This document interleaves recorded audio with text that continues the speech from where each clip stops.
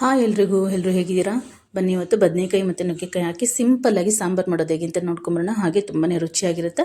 ಬನ್ನಿ ಈಗ ಅದಕ್ಕೆ ಏನೇನು ಬೇಕು ಅಂತ ನೋಡ್ಕೊಂಬರೋಣ. ನೋಡಿ, ಮೊದಲಿಗೆ ತೊಗರಿಬೇಳೆ ತೊಗೊಂಡು ನೀಟಾಗಿ ತೊಳೆದ್ಬಿಟ್ಟು ಕುಕ್ಕರ್ ಹಾಕ್ಕೊಂಡು ಬೇಯಿಸ್ಕೋಬೇಕಾಗುತ್ತೆ. ನಾನಿಲ್ಲಿ ಮೈಸೂರು ತೊಗರಿಬೇಳೆ ಮತ್ತು ನಾರ್ಮಲ್ ತೊಗರಿಬೇಳೆ ಎರಡನ್ನೂ ಹಾಕ್ಕೊಂಡಿದ್ದೀನಿ.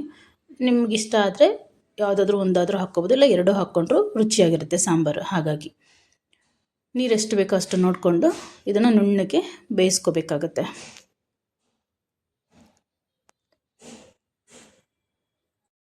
ಹಾಗೆ ಸ್ಟವ್ ಮೇಲೆ ಒಂದು ಪಾತ್ರೆ ಇಟ್ಕೊಂಡು ಅದಕ್ಕೆ ತುಪ್ಪ ಆಗಲಿ ಎಣ್ಣೆ ಆಗಲಿ ಹಾಕ್ಕೊಂಡು ಸಾಸಿವೆ ಜೀರಿಗೆ ಎರಡನ್ನೂ ಹಾಕ್ಕೊಂಡು ಸಿಡಿಸ್ಕೊಂಡು ನಂತರ ಸ್ವಲ್ಪ ಸೋಂಪನ್ನು ಹಾಕ್ಕೋಬೇಕಾಗುತ್ತೆ. ಒಂದು 1/4 ಸ್ಪೂನ್ ಆಗುತ್ತೆ ಸೋಂಪು ಹಾಕ್ಕೊಳ್ಳೋದ್ರಿಂದ ಸಾಂಬಾರು ರುಚಿ ಚೆನ್ನಾಗಿ ಬರುತ್ತೆ, ಒಳ್ಳೆ ಘಮ ಬರುತ್ತೆ. ಇದನ್ನು ಹಾಕ್ಕೊಂಡು ಸಿಡಿಸ್ಕೊಂಡು ನಂತರ ನಾವು ಒಂದು ಈರುಳ್ಳಿ 2 ಹಸಿಮೆಣಸಿನಕಾಯನ್ನು ಹಾಕ್ಕೊಂಡು ಬಾಡಿಸ್ಕೊಳ್ಳೋಣ. ಈ ರೀತಿ ನೀಟಾಗಿ ಹಸಿ ಸ್ಮೆಲ್ ಹೋಗೋವರೆಗೂ ಬಾಡಿಸ್ಕೋಬೇಕಾಗತ್ತೆ.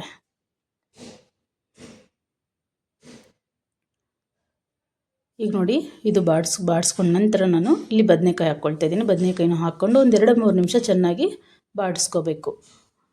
ಈ ರೀತಿ ಬಾಡಿಸ್ಕೊಂಡು ಮಾಡೋದ್ರಿಂದ ಚೆನ್ನಾಗಿ ರುಚಿ ಚೆನ್ನಾಗಿ ಬರುತ್ತೆ ಸಾಂಬಾರು. ಈಗ ಬದನೆಕಾಯಿ ಆಗಿದೆ. ನಂತರ ನಾನು ಹಚ್ಚಿರೋಂಥ ನುಗ್ಗೆಕಾಯಿ ಹಾಕ್ಕೊಟ್ಟು ನೀಟಾಗಿ ಬಾಡಿಸ್ಕೊಳ್ಳೋಣ. ಇದು ಒಂದು 2-3 ನಿಮಿಷ ಬಾಡಿಸ್ಕೊಂಡ ನಂತರ ನಾವು ಟೊಮೊಟೊ ಹಾಕ್ಕೊಳ್ಳೋಣ. ಇಲ್ಲಿ ನಾನು 2 ನಾಟಿ ಟೊಮೊಟೊ ತೊಗೊಂಡಿದ್ದೀನಿ. ಈ ಸಾಂಬಾರಿಗೆ ಮಾವಿನಕಾಯಿ ಹಾಕಿ ಮಾಡ್ತಾರೆ. ಹಾಗಾಗಿ ನೀವು ಮಾವಿನಕಾಯಿ ಹಾಕಿ ಮಾಡೋದಾದರೆ 1 ಟೊಮೆಟೊ ತೊಗೊಳ್ಳಿ, 1 ಮಾವಿನಕಾಯಿ ತೊಗೊಳ್ಳಿ. ಈಗ ಇದ್ರ ಜೊತೆಗೇ ಉಪ್ಪು ಹಾಕ್ಕೊಂಡು ಚೆನ್ನಾಗಿ ಬಾಡಿಸ್ಕೊಂಡು ಈಗ ಸ್ವಲ್ಪ ಅರಿಶಿನ ಪುಡಿ, ಸ್ವಲ್ಪ ಹಿಂಗು, ಸಾಂಬಾರು ಪುಡಿ ಎಷ್ಟು ಬೇಕಾಗುತ್ತೋ ಅಷ್ಟು ನೋಡಿಕೊಂಡು ಸಾಂಬಾರು ಪುಡಿನ ಹಾಕ್ಕೊಂಡು ಚೆನ್ನಾಗಿ ನೀರು ಎಷ್ಟು ಬೇಕಾಗುತ್ತೋ ಅಷ್ಟು ನೀರನ್ನು ಹಾಕ್ಕೊಂಡು ಚೆನ್ನಾಗಿ ಕುದಿಸ್ಕೋಬೇಕಾಗತ್ತೆ. ಆ ನೀರಲ್ಲೇ ಏನಂತಾರೆ ಈ ತರಕಾರಿಗಳೆಲ್ಲ ಚೆನ್ನಾಗಿ ಬೇಯಬೇಕು. ನಾವು ಆಲ್ರೆಡಿ ಬೇಳೆ ಬೇಯಿಸ್ಕೊಂಡಿರ್ತೀವಲ್ಲ, ಆ ನೀರನ್ನು ಸೇರಿಸ್ಕೊಂಡು ನೋಡಿಕೊಂಡು ನೀವು ಇಲ್ಲ ನೀರನ್ನು ಹಾಕ್ಕೊಂಡು ಚೆನ್ನಾಗಿ ಕುದಿಸ್ಕೋಬೇಕು. ಈ ರೀತಿ ಸಪ್ರೇಟಾಗಿ ಸಾಂಬಾರು ಪುಡಿ ಎಲ್ಲ ಹಾಕ್ಕೊಂಡು ಸಪ್ರೇಟಾಗಿ ನಾವು ಮಾಡ್ಕೊಳ್ಳೋದ್ರಿಂದ ರುಚಿ ಚೆನ್ನಾಗಿ ಬರುತ್ತೆ.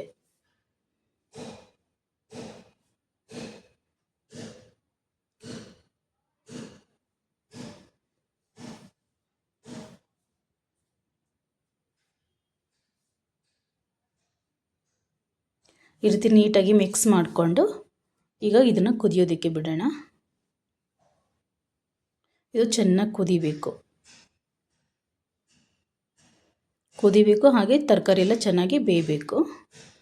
ಈಗ ಅದ್ರ ಜೊತೆಗೆ ಮೇಲುಗಡೆ ಒಂದು ಸ್ವಲ್ಪ ಕರಿಬೇವನ್ನು ಹಾಕ್ಕೊಂಡು ಇದು ಕುದಿಯೋದಕ್ಕೆ ಬಿಟ್ಬಿಡೋಣ.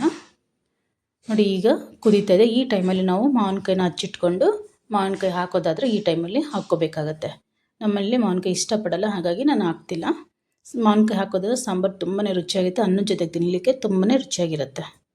ನೋಡಿ, ಈಗ ಬೇಯಿಸಿರೋಂಥ ಬೇಳೆ ಕಟ್ಟನ್ನು ಹಾಕ್ಕೊಂಡು ಚೆನ್ನಾಗಿ ಮಿಕ್ಸ್ ಮಾಡ್ಕೊಳ್ಳೋಣ.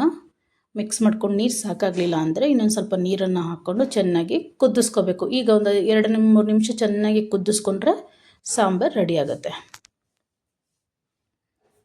ಬಿಸಿನೀರು ಕಾಯಿಸಿಟ್ಕೊಂಡು ಹಾಕ್ಕೋಬೇಕಾಗುತ್ತೆ. ಬೇಳೆ ಕಟ್ಟು ಹಾಕಾದ್ಮೇಲೆ ನೀವು ನೀರು ಸಾಕಾಗಲಿಲ್ಲ ಅಂದರೆ ಬಿಸಿನೀರನ್ನು ಹಾಕ್ಕೊಂಡು ಈ ರೀತಿ ಚೆನ್ನಾಗಿ ಕುದಿಸ್ಕೋಬೇಕಾಗತ್ತೆ. ನೋಡಿ, ಈಗ ಸಾಂಬಾರು ರೆಡಿಯಾಗಿದೆ. ನೀವು ಒಂದ್ಸಲಿ ಮನೆಯಲ್ಲಿ ಟ್ರೈ ಮಾಡಿ, ಹೇಗಿದೆ ಅಂತ ಮರೀದೆ ಕಮೆಂಟ್ ಮಾಡಿ.